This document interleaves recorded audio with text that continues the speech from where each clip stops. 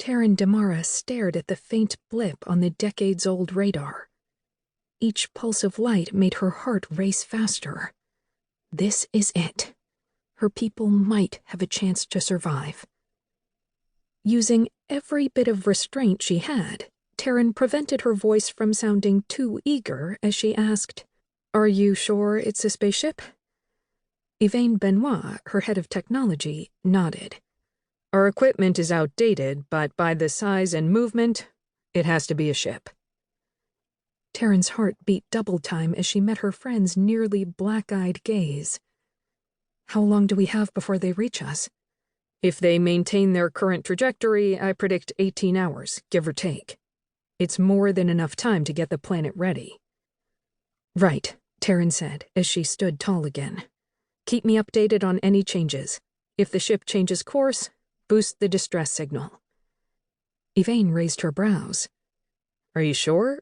The device is on its last legs. Any boost in power could cause a malfunction.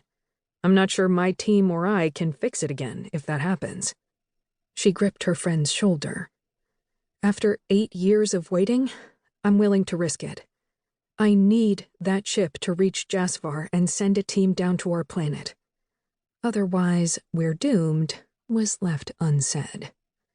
Without another word, Taryn raced out of the aging technology command center and went in search of her best strategist. There was much to do and little time to do it. Nodding at some of the other members of her settlement as she raced down the corridors carved into the mountainside, Taryn wondered what alien race was inside the ship on the radar.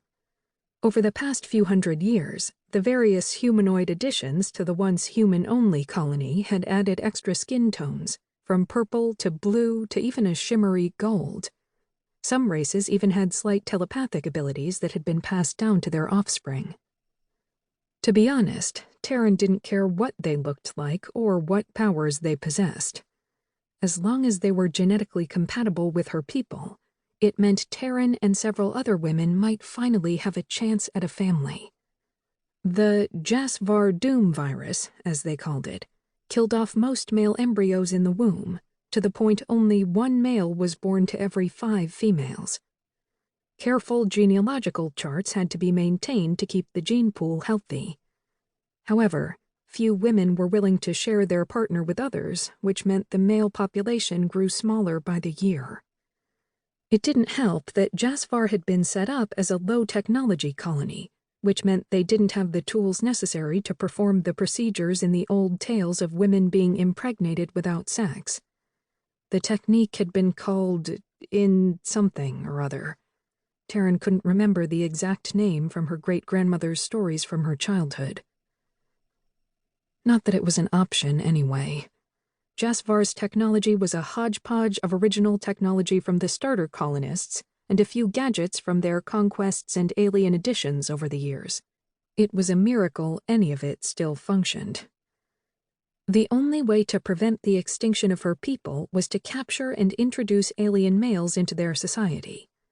Whoever had come up with the idea of luring aliens to the planet's surface and developing the tools necessary to get them to stay had been brilliant. Too bad his or her name had been lost to history.